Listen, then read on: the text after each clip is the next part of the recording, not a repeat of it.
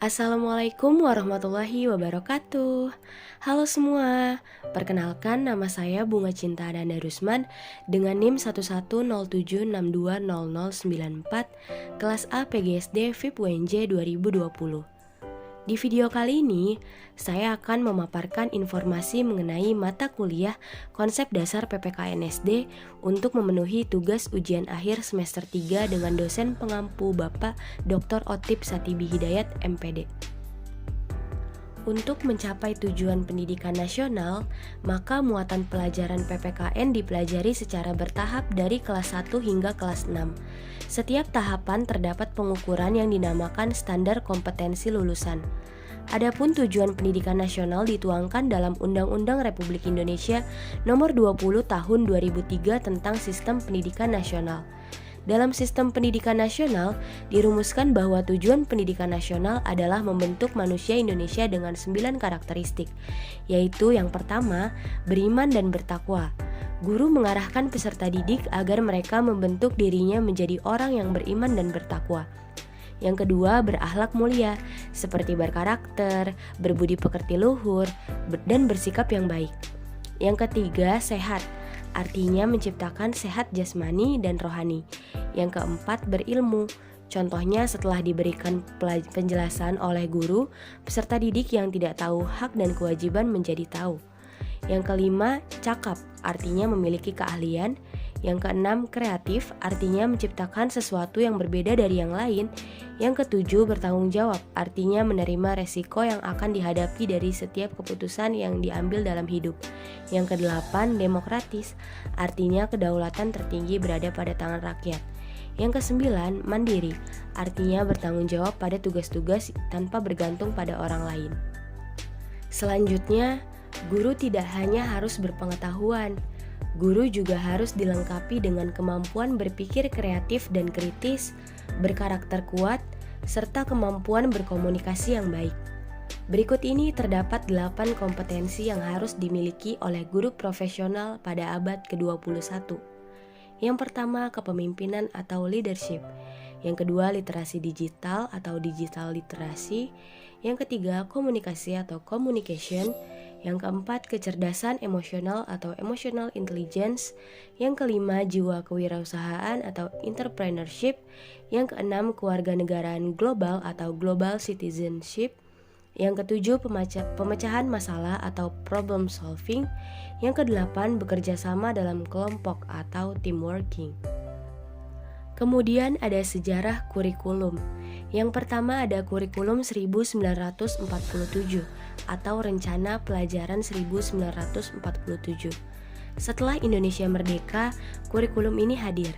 Pancasila sudah ditetapkan menjadi asas pendidikan. Kurikulum ini disebut Rencana Pelajaran 1947 dan mulai dilaksanakan pada tahun 1950. Fokus Rencana Pelajaran 1947 menekankan pada pembentukan karakter manusia merdeka, berdaulat, dan sejajar di seluruh lapisan masyarakat dunia. Rencana Pelajaran 1947 tidak memfokuskan pendidikan pikiran, melainkan hanya pendidikan watak, kesadaran bernegara dan bermasyarakat. Ini menjadi sebuah bukti bahwa kehadiran konsep dasar PPKN sudah ada sejak Indonesia merdeka dan menjadi suatu pelajaran yang dibutuhkan saat itu. Pada awal kemerdekaan, anak bangsa tidak terlalu paham mengenai kewajiban individu terhadap hak bernegara dan bermasyarakat. Yang kedua yaitu Kurikulum 1964 atau Rencana Pendidikan 1964. Menyempurnakan kurikulum sebelumnya yaitu Rencana Pelajaran 1947. Pembelajaran dipusatkan kepada pancawardana yang memiliki arti 5 bidang. Bidang tersebut diantaranya yaitu pertama, pengembangan moral. Pendidikan moral menjadi pendidikan yang diprioritaskan sejak dahulu. Yang kedua, kecerdasan merupakan bidang yang penting untuk menambah ilmu serta wawasan. Yang ketiga, emosional atau artistik. Yang keempat, keterampilan, dan kelima, jasmani.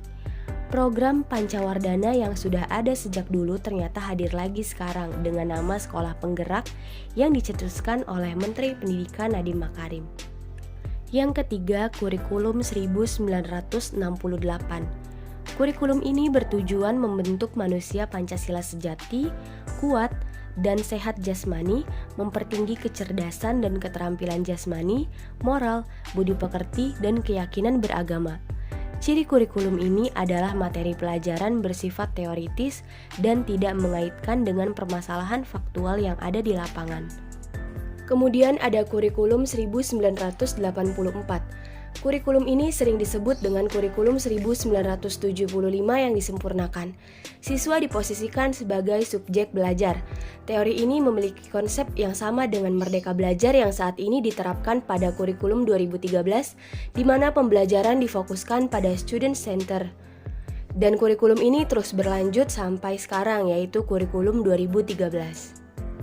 Selanjutnya kita juga belajar pendidikan komprehensif Ki Hajar Dewantara.